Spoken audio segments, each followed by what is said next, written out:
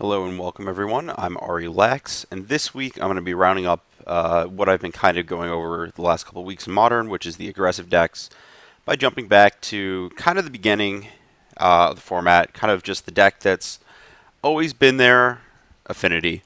Affinity's been on a bit of a downswing lately. Part of that, it started off as backlash to Thopter Foundry, sort of being unbanned, just because people were playing a bunch of artifact hate because of that and because that combo was so effective against Affinity. And after that, I'm not entirely sure why it kept kind of coasting along. Um, it did finish in second place at Grand Prix LA, losing to a 4 Hercules Recall Merfolk deck in a 3 game set, which is, it's a tight match, whatever, if they have all that hate. Um, and like recently, I've been thinking, hey, why hasn't there been any Affinity finishes that have been really good lately? Just because people are kind of easing up on their hate. The metagame's kind of getting a little rough around the edges, just a lot of random stuff, and Affinity's just notoriously been one of the best decks to just jam on people with. Um, and as I thought that, well, guess what? At the Star City Classic at the SCG Tour stop in Worcester a couple weeks ago, um, Affinity did really well. 2 Affinity decks made the top 8. And this week I'm going to be playing with Ryan Fleischer's list, who finished in 5th place. There's a lot of interesting things going on with it that are, it's still Affinity, not a lot changes, but there's some interesting things that I kind of want to talk about. The big one being that we're playing Thoughtcast again. And there had been this trail off in Galvanic Blast still being in the deck despite the Splinter Twin ban. Originally the card Galvanic Blast was in the deck because you needed to Galvanic Blast down a Deceiver Exarch. But with that deck, being banned and not a lot of Deceiver Exarchs to kill, you still ended up playing Galvanic Blast, and that was because of Abzan Company in large part. You need to pick off their Maliras, you need to pick off their Kataki Wars Wages once they sideboard after courting, but that deck's also kind of fallen by the wayside. So what are we really combating? Well, I guess we're playing against these random other decks that you should just jam on as Affinity and crush. Galvanic Blast is nice against Infect, but that's about it. So really, the thing that you really have to fight are these Jeskai decks and some Jund decks. Against those decks, just draw 2 is one of the best things you can do. And as you can see, there's a ton of Etch Champions in this deck to fight that as well. So that's the direction it's headed. To back up the Thoughtcast, we're heavy on Welding Jar and heavy on Memnite, which is, Memnite can get trimmed if you want to play other artifacts, and that's very fine, but here, just faster Thoughtcasts off earlier Affinity starts, like actual Affinity, not, the fact that besides Thoughtcast there's no Affinity cards in the deck, but actual Affinity draws. That's where Memnite helps out. And then the other kind of interesting thing, we see the same stock 15 lands that everyone has, 3 Glimmer Void, 8 Nexus and Citadels, but there's a Swamp, which is something that I'm actually pretty excited about. So historically, you've always wanted a mountain for like Galvanic Blast and all these sideboard cards, but it's kind of weird that we have Thoughtcast and a Swamp in the deck. But then you realize that Vault Scourge takes black mana. Cranial Plating's instant speed equip takes black mana. And that's specifically against decks that are path to exiling your creatures. This ability is really strong against removal.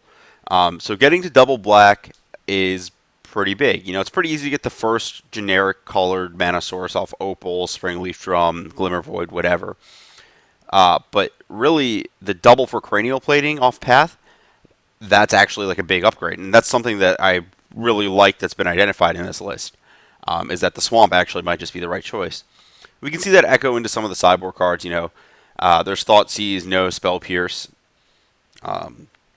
which is fine. Being proactive is good. Spell Pierce I've liked more when electrolyzes a card, specifically because the control decks, you'd rather make, Thoughtseize is best against combo decks where you need to pluck that piece out of their hand, and they can sometimes just get, these weird spots where like you can't get their thing on time, or they can pay or whatever. You just want to take their thing, just be done with it.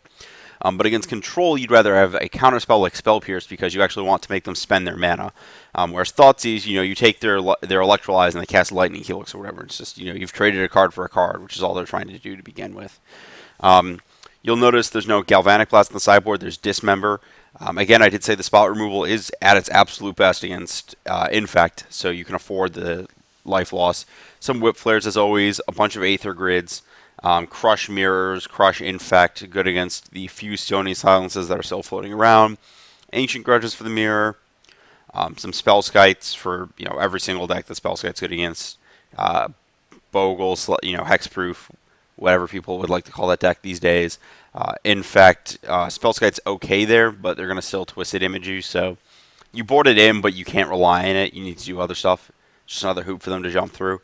It makes a Graveyard Hate, Grafdigger's Cage for Malira and Nahiri, if certain Nahiri decks at least, like the Primeval Titan Nahiri decks, I'd probably Grafdigger's Cage, but not the control ones. Let's see what else we got. Hangerback Walker is more value against mid-range, though with Jund moving towards Kalitas, this card gets a little sketchy. And something I kind of want to point out that's kind of sad here is that, I'm saying Affinity's pretty good right now. Like, literally right now, I would be very happy to play Affinity. Except for this is kind of like also a swan song-ish for the short term for Affinity because Eldritch Moon becomes legal soon. And with that, the card Eldritch Evolution becomes legal.